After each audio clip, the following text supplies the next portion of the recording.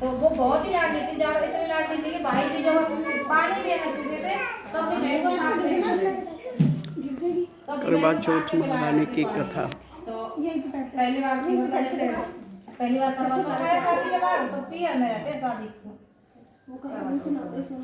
पहला व्रत। तो पहला व्रत पियर में रहते हैं, तो वो व्रत रखी और वो अब भाई आए, भाई बोले कि भाई मेरे तो बहन को बुला लो खाना खिलाने के लिए। भाभी बोली ना बहन दीदी ना खाए आज खाना, कि वो तो व्रत है। किसका व्रत है?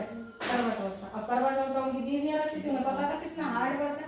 वो बोले कि ना, अब आपस में भाई सातों भाई बोले कि तो बड़ा हो जाएगी, हमारी बहन तो भूखी मर जाएगी और हमारी बहन ने तो कभी इतना बड़ा फास्ट किया नहीं। तो मैंने कुछ भाई बोले हम पेड़ पे चढ़ जाते हैं और पेड़ पे चढ़ जाते हैं और तुम कह देना चांद निकल आए। दो भाई पेड़ पे चढ़ गए, फिर छलनी में से दिया दिखा दिया, और भाई दूसरे ने कह दिया कि दीदी चांद निकल आया, अर्घ दे दो। अर्घ देने गई तो अर्घ दे आई, उसे क्या पता था ऐसा चांद नहीं निकलता। भाभी तो गई, भाभी ने तो पता था थोड़ा लेट निकलता, तो वो बहन दे आई। जैसे वो खाना खाने लगे तो एक बार एक टुकड़े में तो बाल आ गए, दूसरे टुकड़े में किसी ने छीन दिया, तीसरे टुकड़े में खबर आ गई कि तुम्हारे ससुराल में तुम्हारे पति है। हाँ तो खाली तो छोड़ी और अपने चल दी। पहले पैदल चला करते, 2 दिन निकल ही बेचारी रात में पूरा दिन हो गया, काम नहीं तो मैं तो वो चलो कि अब पता नहीं आएगी कि नहीं आएगी। और पहली बार क्या पता नहीं आएगा, अब तक नहीं आएगा, ऐसा तो नहीं होना चाहिए, आएगी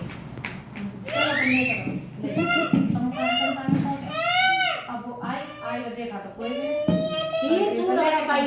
शमशान में दौड़ी दौड़ी चली। हमारे क्या होता है, हमारे शमशान में जाते नहीं, शमशान में जाते नहीं, तो शमशान में लेडीज का जाना मानते हैं, कहने को मतलब लेडीज नहीं जाया करती। वहाँ जाके देखा तो देखे तो लेडीज की मेरे पति का दाह संस्कार, ये तो पागल हो गई। पहले तो एक तो शमशान में आ गई, ऊपर से यूं कह लिया कि मेरे पति का दाह संस्कार मत कर। उनके तो बिल्कुल ही पागल हो गई है इसको तो। अब कुछ बड़े बूढ़े बोले कि छोड़ो कोई बात नहीं, जैसा कह रही है ना करने दो, छोड़ चलो, छोड़ के आ गए। वो शमशान में उसके लिए झोपड़ी से डलवा दी और वो वहीं पर रहने लगी। अब जैसे चौथ निकली है करवा चौथ, उसके बाद में आश्विन की चौथ आई, उसको व्रत को भी किया। अब जैसे व्रत की आज के दिन किया, ऐसे में बेटा थोड़ी देर शांत हो जाओ, इसको ले जाना करो, माउथ पे फिंगर लगा लो, इन्हें तो ओके तेरे पास कर दे पापा बैठे तो वो चौथ का व्रत रखी, हर बार चौथ का व्रत रखी। तो वो बोले माँ मेरा स्वागत है, दूसरे जो चौथ आएगी अगले महीने की, माँ मेरा स्वागत है, तो अधूरा खानी हमारे घर अधूरा खानी कच्चा खाने तुझे स्वागत है क्या भैया कहती हूँ अधूरा बिना जानते ही खाना खा लिया।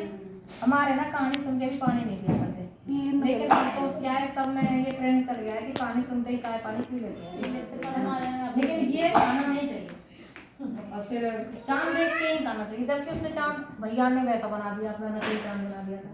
और फिर तुझे स्वागत से कोई मतलब, तेरे साथ भैया की बहन अच्छी लाडली है, फिर मेरे लिए उनकी ना माँ मेरा स्वागत होता, उनकी मेरे से बड़ी कॉपी आएगी, पौष महीना की आएगी मुझसे भी, उसने पौष का भी बड़ा करता, ऐसे पौष की ने मना कर दिया, फिर माँ की ने रखा, माँ की फागुन की ने रखा, फागुन की ने मना कर दिया, चैत की ने चैत का रखा, चैत की ने मना कर, ऐसे सारे महीने की रखा और उसने सारे ने मना कर दिया।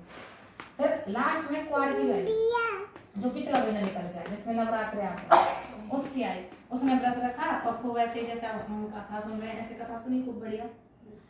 वो बोली कि चौथ माता मेरे, उसके पैर पकड़े, चौथ माता मेरे स्वाग लौटा दो। और उनके स्वाग में कैसे लौटाऊं, मेरे पे स्वाग नहीं है तेरा।